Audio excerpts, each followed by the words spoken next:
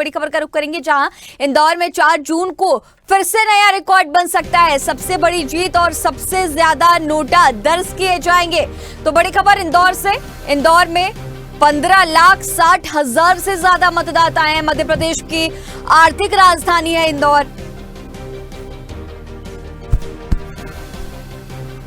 कांग्रेस विहीन लोकसभा का इंदौर में चुनाव हुआ है। कांग्रेस उम्मीदवार नहीं होने पर भी इंदौर में 61.75% मतदान हुआ है। तो मध्य प्रदेश की आर्थिक राजधानी और नोटा पर बटन दबाने की बात लगातार कांग्रेस पार्टी की तरफ से कही जा रही थी, क्योंकि यहां से अक्षय कांति बम बीजेपी में शामिल हो गए। नामांकन के दिन वो बीजेपी में शामिल हो गए और नोटा पर वोट डालने की बात लगातार विपक्षी दल इंडिया अलायंस और कांग्रेस के तमाम जो नेता हैं वो कह रहे थे।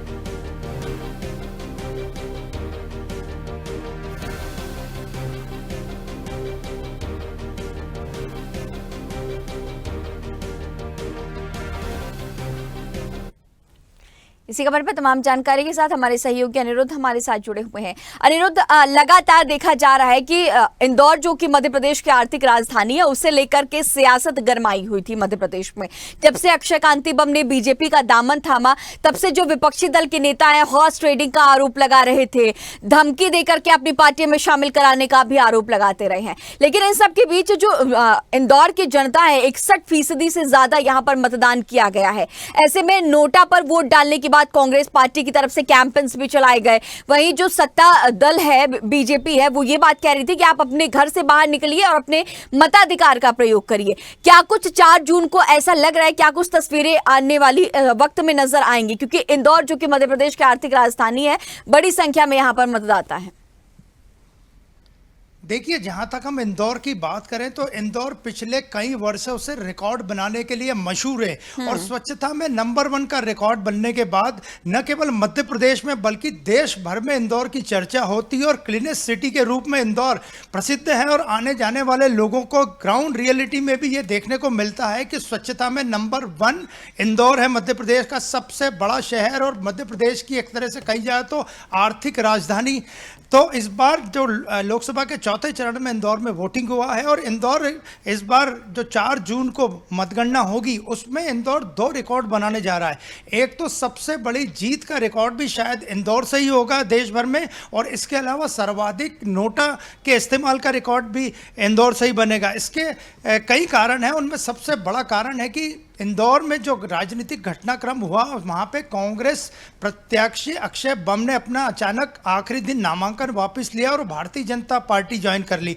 तो कांग्रेस पार्टी इंदौर के चुनावी मुकाबले में नहीं है। 15,60,000 से ज़्यादा इंदौर में वोटर हैं और देखा जाए तो सबसे बड़ी जीत का रिकॉर्ड अभी तक जो है वो 2019 में नवसारी में केसीआर पाटिल ने जीत हासिल की थी, जो 6,80,000 वोटों से ज़्यादा की थी और देश की सबसे बड़ी जीत थी। और जहाँ तक बात करें हम सर्वाधिक नोटा के इस्तेमाल की, तो 2019 के चुनाव में बिहार के गोपालगंज में 51,660 वोट नोटा को मिले थे। तो ये सबसे बड़े नोटा का आंकड़ा था। और इस बार राजनीतिक विश्लेषक भी ऐसा मान रहे हैं और अनुमान लगा रहे हैं कि इंदौर में सबसे बड़ी जीत दर्ज हो सकती है और सबसे ज़्यादा नोटा का इस्तेमाल जो हुआ है, क्योंकि कांग्रेस पार्टी ने उम्मीदवार नहीं होने से नोटा का इस्तेमाल करने की लोगों को राय दी थी। चुनाव के जो आंकड़े आए, 61.75% से ज़्यादा वोटिंग इंदौर में मतदाताओं ने की है। 15,60,000 से ज़्यादा मतदाता थे। और जहां तक 2019 के चुनाव की बात करें तो 2019 के चुनाव में भारतीय जनता पार्टी के उम्मीदवार जो अभी भी लड़ रहे हैं चुनाव, शंकर ललवानी, उनको 66% वोट मिले थे।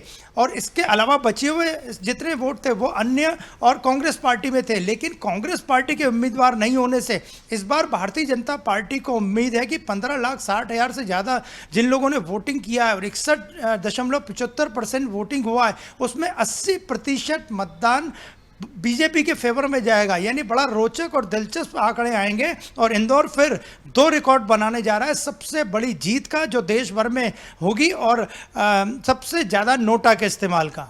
जिस तरह से अनिरुद्ध आपने तमाम आंकड़ों का भी जिक्र किया है और इन सब के बीच खजुराहो जो कि वीडी शर्मा की सीट है और इंदौर, दो जगहों से क्लीन स्वीप की भी बात कही जा रही है कि बीजेपी बड़ी जीत दर्ज कराएगी।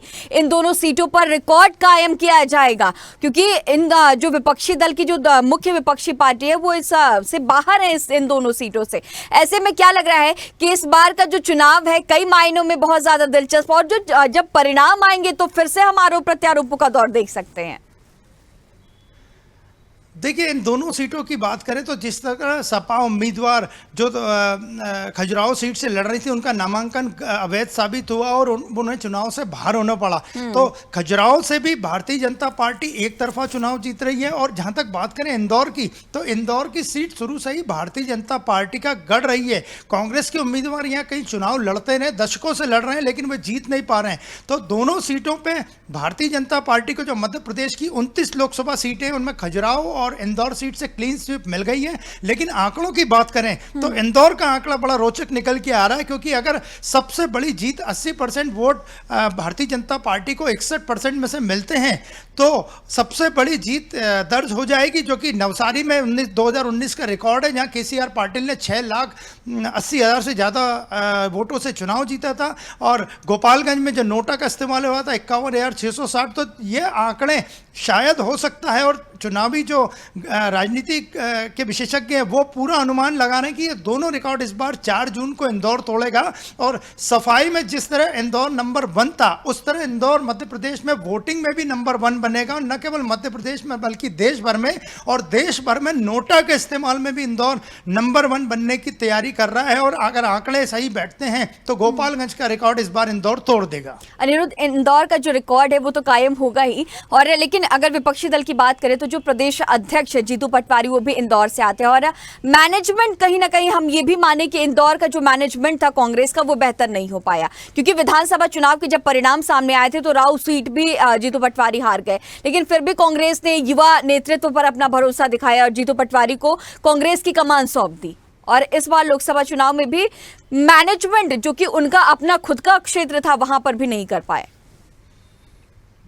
देखिए, जो राजनीतिक घटनाक्रम इंदौर में हुआ, अक्षय कांति बम ने अचानक अपना नामांकन वापस लिया, ऐन वक्त पे नामांकन वापस लिया और भारतीय जनता पार्टी में शामिल हो गए। इससे भारतीय जनता पार्टी का एक धड़ा बड़ा नाराज भी है कि इस तरह की घटना करने की कोई आवश्यकता नहीं थी।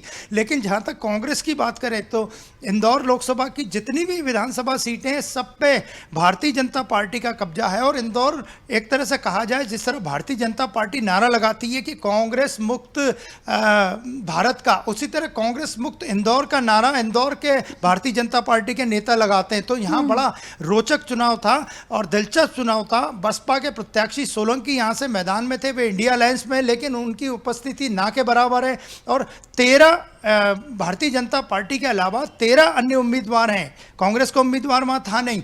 तो मुश्किल से लगता है कि ये सब मिलके 1 लाख के आंकड़े को भी वोटिंग में छू पाएंगे। तो इस बार इंदौर 2 रिकॉर्ड बनाने जा रहा है, जिसकी पूरी संभावना है सबसे ज्यादा वोटिंग का और सबसे ज्यादा नोटा के इस्तेमाल का। ठीक है अनिरुद्ध, तमाम जानकारियों के साथ बने रहने के लिए आपका बहुत शुक्रिया।